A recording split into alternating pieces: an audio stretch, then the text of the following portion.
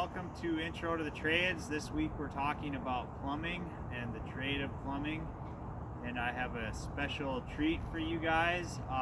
This is one of my all-time favorite students. His name is Johnson, and he works for and with Pleasance Plumbing and Heating, and he's going to be answering a few questions for you guys today about the trade, and look forward to this discussion. So our first question, Johnson, is how long have you been working in the field? 6.5 years, almost 7 years, and yeah, coming up on 7 years. Thank you. And I know your story, but they don't. How did you kind of get into being a plumber? Like, what was the path you took to wind up where you are today? Well, I personally kind of lucked out, but for anyone to get into it, pretty much it's not too hard. You really just got to go to a plumbing shop and tell them you kind of want to be a plumber and you want to work for them, and you just, if they say yeah, which is very likely, there's not that many plumbers in town. A lot of electricians, but as far as plumbers go, kind of far and few in between. And if they hire you, you just become an apprentice and tag along and slowly kind of learn names of parts, material, solder. And first year is real difficult, but after that you get a huge leap in knowledge. It just suddenly clicks in and really just take off after that. That's cool. So did you, I know you didn't go to school per se to be a plumber, but tell them what you did go to school. You went to motorcycle. Oh, before that, yeah. So right after high school, Andy here actually helped me get into MMI, Motorcycle Mechanics Institute, branched off of UTI.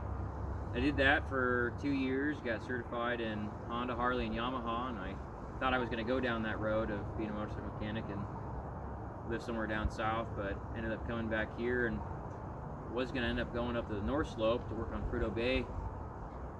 And my brother-in-law, Chris Pleasance, is a plumber, and you know, his dad was, you know, they call a snowbird. They go down south and whatnot, so it was just Chris, and he needed a second set of hands, and so he asked if I could help him, and I said, you know, sure, I can use the cash, and just told him I didn't know anything. I said I could solder, you know, from welding, kind of very similar. But other than that, I couldn't tell you a thing.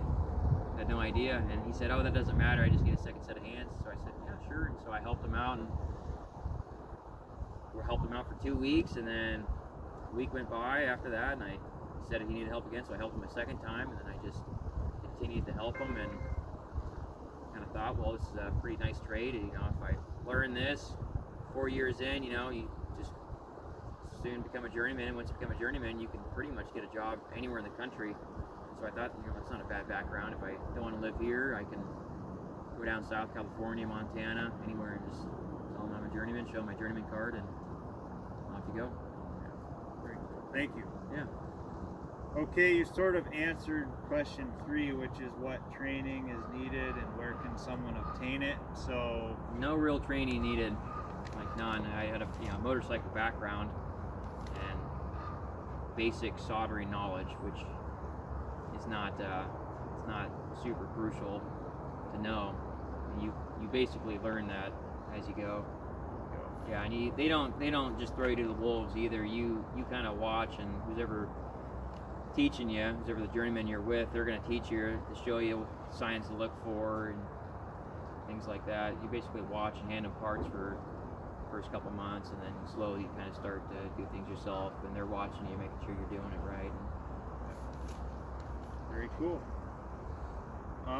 So this is your opinion, but what skills or attributes are most beneficial to have in this trade? You learn more than just plumbing. I mean, you learn everything from the more more time you put in, the more you pick up. You learn how to do floor joists, you know, flooring itself, a little bit of roofing, siding, windows, electrical. You really learn more than just plumbing itself, just from watching everybody else around. So if I could stop you there and say, why is it important to learn other trades or be interested in other trades? Why is that important? Wow, because eventually you're going to own your own house someday, and you're going to come across these problems yourself, and you know, are you going to pay someone to do it, or are you going to do it yourself, or you know, if you don't want to do it yourself, you know exactly who to ask, and you can describe the problem to them without any real trouble.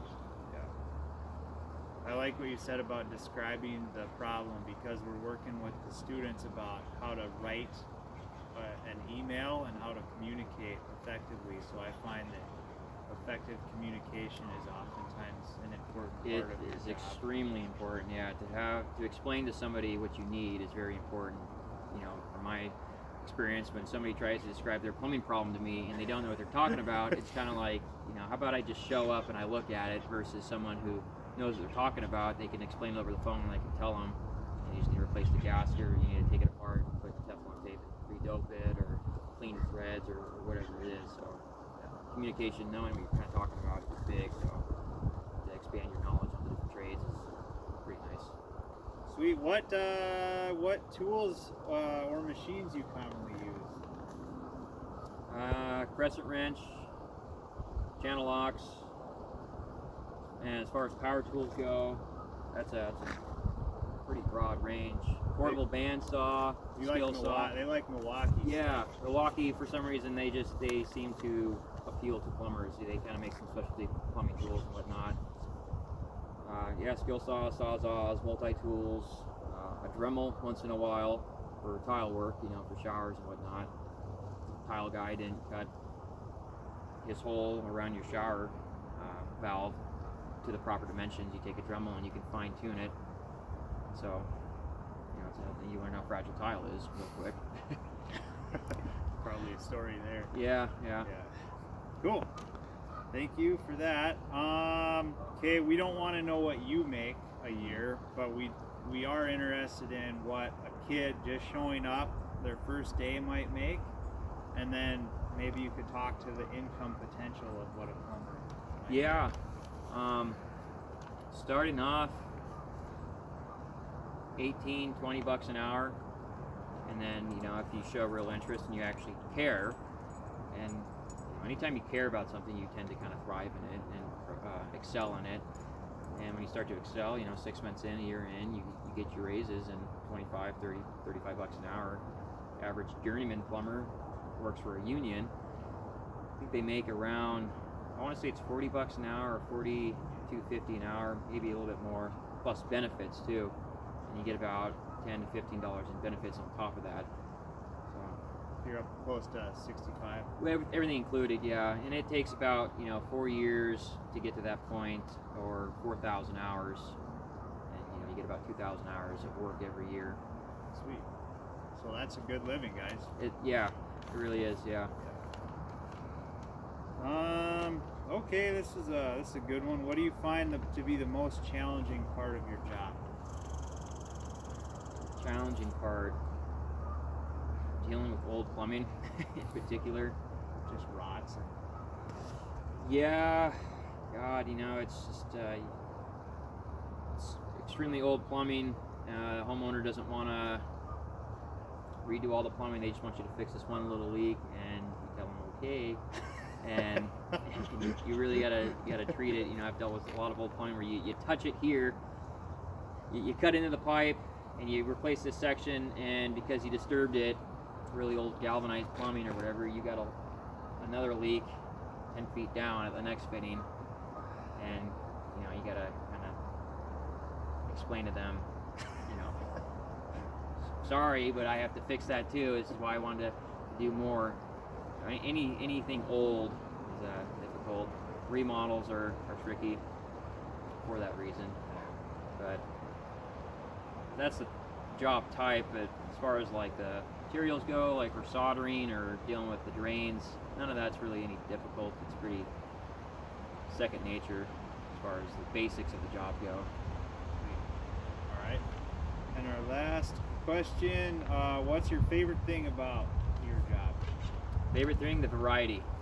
Variety is definitely nice. You don't really do the same thing twice. It's all plumbing, but the situation, pros and cons. So like I said, you deal with some old stuff. That's a con, but it also has its pros because it switches up your day. You're not just, I don't know, sitting at a desk and typing the whole day, right? You've got a couple houses here, this house versus that house. It's for both houses, but the plumbing in the inside is very different with the walls lining up. You know how thick the walls are, 2x4, 2x6.